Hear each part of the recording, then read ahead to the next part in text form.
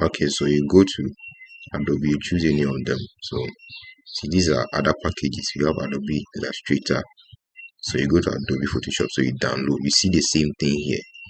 And so you just click on it and you download. So I'm done downloading. Okay. Or you can also go to other ones. Then you see the other ones. We have Adobe Photoshop here, 23. Then you just download. So you just download like that. So when you are done, it will go to your file.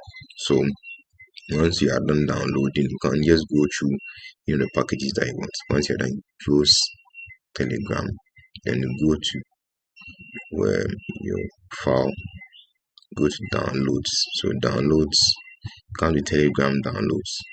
So the file that you downloaded, so mine is here.